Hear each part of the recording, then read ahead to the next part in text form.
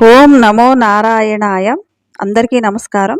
ఈరోజు మహామంత్రంలో 101వ శ్లోకం నుంచి 105వ శ్లోకం వరకు చదువుకుందాము.